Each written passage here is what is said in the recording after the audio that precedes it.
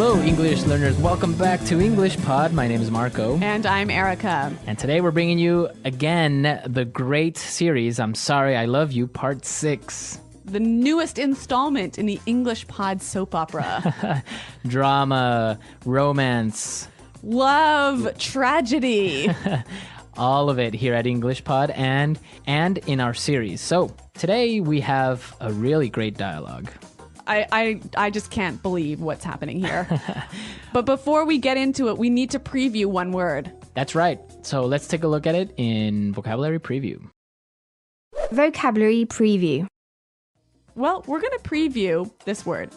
Sleeping with. Sleeping with. Sleeping with someone. Sleeping with him. Yes. So it seems pretty easy. I mean, sleeping with, it just sounds like you are in bed with somebody. Yeah, but you are doing a little bit more than sleeping. All right. So in English, this phrase actually means that you are involved with someone and have an intimate sexual relationship, right? Yes, you are in a relationship with someone and you are having sex. Exactly. So be careful how you use it, because I know that sometimes you want to translate and just say, well, they are in the same bed together, but it's not that they're having sex. Right. So most of the time in English, the phrase sleeping with means sex. Right. Okay. Sleeping with. Be careful. Okay. Well, let's find out. Why are we talking about sleeping with? Well, obviously somebody is sleeping with somebody. So let's listen to the dialogue and then we'll come back and talk about it.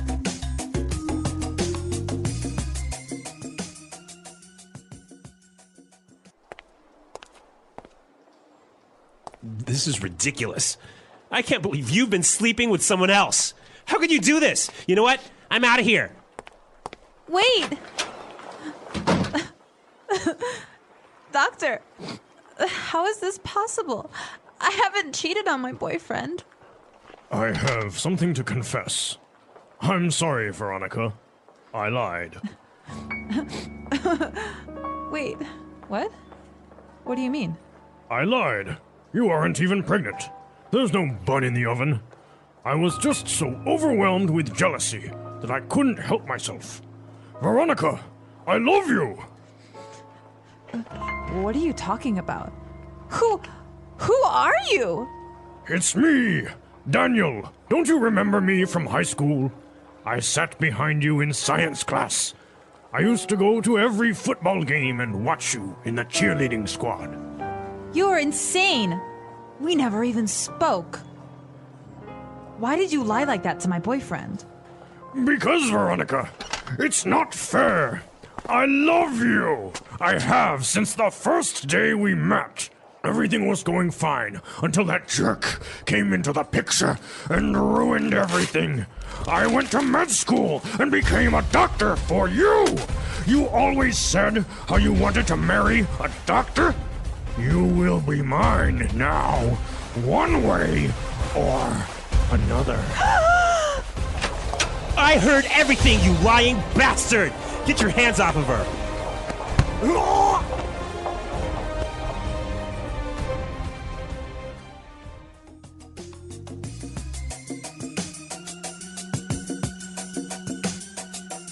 Scandal again. This poor Veronica and Steven. I don't know how their relationship could get more complicated. It's amazing. They're having an amazing adventure in their love life. I'm sure glad my love life looks nothing like this. All right, so we saw some really great words. So let's take a look at them in Language Takeaway. Language Takeaway. The words we're looking at now are about feelings. Mm-hmm. And so let's take a look at the first one. Confess. Okay, confess. To confess. To confess. So confess, what does that mean? When you confess something, you tell a secret that you've been hiding. Okay, so that's pretty easy. So you have a secret and you want to tell it to someone, so you are confessing. Yeah, and it's usually something negative. Negative. Oh, okay. So, Marco, I confess that I stole $5 from you. Oh, you did? Yeah, sorry. Ah, okay. No wonder my wallet was lighter. Yeah. All right. So, confess. I shall not forgive you for this. Oh, no. All right, let's take a look at our next word. Overwhelmed. Overwhelmed. I am overwhelmed. So when I am overwhelmed, I am filled with emotion. Okay, with emotion. It can be good emotions and bad emotions, right? Yeah, but you feel too much. It's like you're going to explode. Okay, I am overwhelmed with joy. Yes, or I'm overwhelmed with work. And I am overwhelmed with jealousy, Like this guy. right? And that's our third word, Jealousy. jealousy. So this is interesting because jealousy is the noun That's right. It's the feeling, of being jealous, which is the adjective. which is the adjective. So what does it mean when you are jealous? It means that you see somebody and you want what they have. Okay, you want what they have. Yeah. So in this case, the doctor is jealous of Veronica's boyfriend because the doctor wants Veronica. Okay, jealous. So Erica, are you a jealous wife? I don't know, maybe a little bit. A little bit. But I've never gone to the extent of telling someone that they're pregnant when they're not. All right, jealousy. Okay, and let's take a look at our next two words, which are actually kind of insults, right? Yeah, they're not very kind words at all. Okay, but you got to learn them anyways. Yeah. Okay, let's take a look at this one. Jerk. Jerk. He's a jerk. Jerk. Jerk. Jerk. So, what does it mean if someone is a jerk? A stupid and mean person. Plain as simple as that. Yeah. Stupid and mean. So, can a woman be a jerk?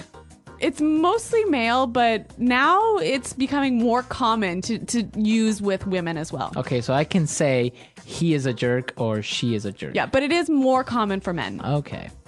And now let's take a look at our last word. You lying bastard. Bastard. Bastard. Bastard. Wow, this is pretty strong as well. Yeah, you got to be careful about this one. This one Okay. is almost a swear word. Almost. Yeah. It's not like on the line. Yeah. So what does it mean if you call someone a bastard? Well, literally, it means your mother and father were not married when you were born. When you were born, exactly. So it is a pretty big insult. Yes. A little bit, I guess. But it doesn't really mean that your mother and father Right. weren't married. Right, It but just you're- it means that you are a jerk. You're a jerk. You're a You're really mean- big jerk. You're a mean person, a really mean person. So jerk isn't as strong as a bastard, Yes, right? bastard is stronger. Okay, so you got to be careful when you throw that word in there or how you would use it. And again, it's for men, right? Not for women. Yeah, you can't use this word with women. Oh, okay, that's... There's another one out there, but that will have to wait for another English pod. Well, apparently all of these words are just for men. What did we do wrong? Marco, I can't begin to tell you. Okay, so let's listen to our dialogue again, and then we'll come back and look at some great phrases.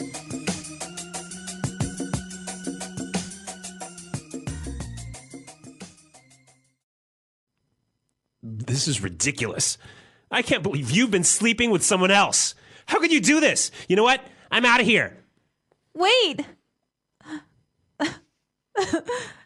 Doctor, how is this possible? I haven't cheated on my boyfriend. I have something to confess. I'm sorry, Veronica. I lied. Wait, what? What do you mean? I lied. You aren't even pregnant. There's no bun in the oven. I was just so overwhelmed with jealousy that I couldn't help myself. Veronica, I love you. What are you talking about? Who are you? It's me, Daniel. Don't you remember me from high school? I sat behind you in science class. I used to go to every football game and watch you in the cheerleading squad. You're insane. We never even spoke. Why did you lie like that to my boyfriend? Because, Veronica, it's not fair. I love you. I have since the first day we met. Everything was going fine until that jerk came into the picture and ruined everything. I went to med school and became a doctor for you. You always said how you wanted to marry a doctor. You will be mine now, one way or another. I heard everything, you lying bastard! Get your hands off of her!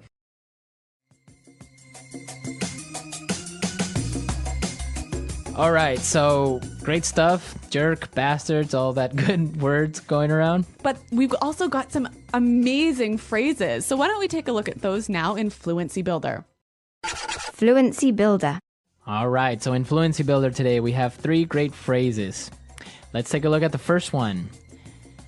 Bun in the oven. A bun in the oven. A bun in the oven. Okay, this is obviously an idiomatic phrase, right? Well, it could be literal as well, right? Like you could actually have a piece of bread in your oven. Right. Bun is a piece of bread Yep. in the oven. But in this context, we're not using it. No, it means you're pregnant. You're pregnant. So the baby is the bun. Yeah, and the oven is your stomach. Right. So you say she has a bun in the oven. Yes, she's pregnant. She's pregnant. Okay. It could be difficult to understand if you don't really have the explanation, right? Yes. You would say, what? She has bread What? in the oven? Yeah, a bun in the oven. Okay. Now let's take a look at a second one.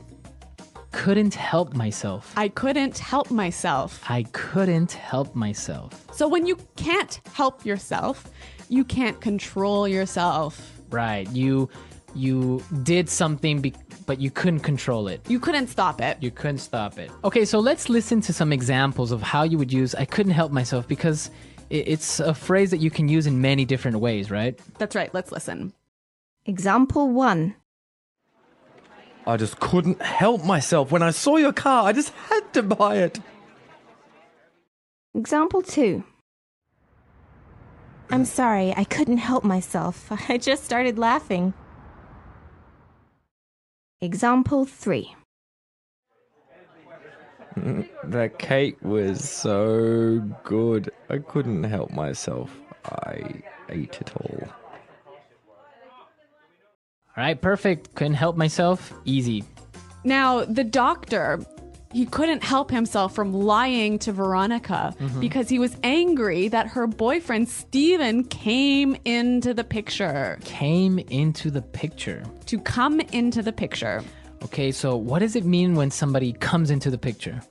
Well, basically, you appear in somebody's life. You come into somebody's life. So imagine that your life is a picture, and somebody all of a sudden comes into it, so They come into the picture. They come into your life. come into your life. Yes. So he's angry that Steven appeared into Veronica's life, and they're in love and all that stuff, right? Yeah. All right. Well, these are some great phrases, and why don't we listen to them again in context? So let's listen to the dialogue.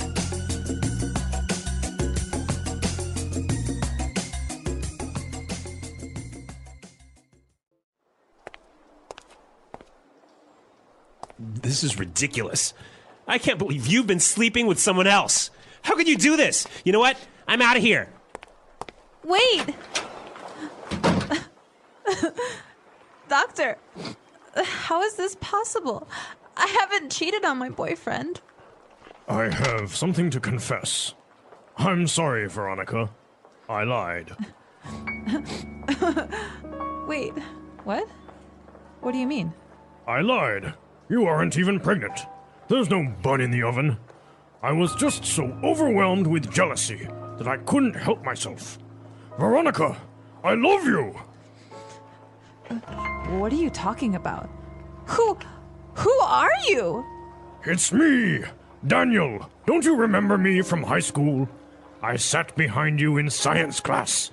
I used to go to every football game and watch you in the cheerleading squad. You are insane.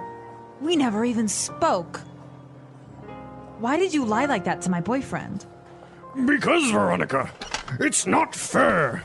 I love you. I have since the first day we met. Everything was going fine until that jerk came into the picture and ruined everything. I went to med school and became a doctor for you. You always said how you wanted to marry a doctor. You will be mine now, one way or another. I heard everything, you lying bastard! Get your hands off of her!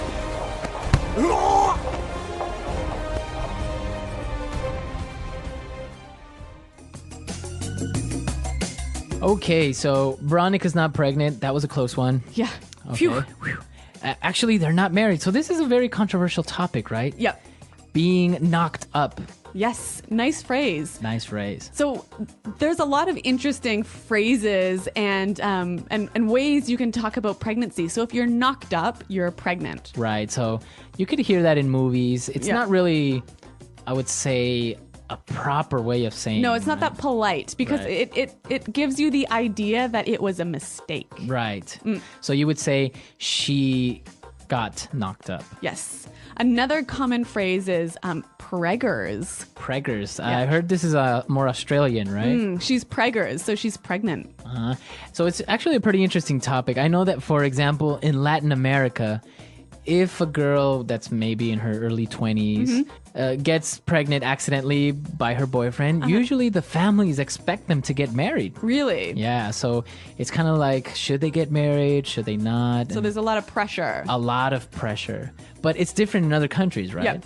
So I don't know, for you guys, what's it like in your country where you live? Is there pressure on the guy and the girl to get married? I mean, should Steven and Veronica get married in this situation? Or what about just living together? Yeah. Or as they say, living in sin, right? Living in sin. Living together, living in sin. Yep. So is it okay to just live together with your girlfriend, or should you get married before? This is a controversial topic, so we'll have a lot of different opinions, but it should be interesting. Yes, so visit our website and tell us what you think, englishpod.com. All right, guys, we'll see you there.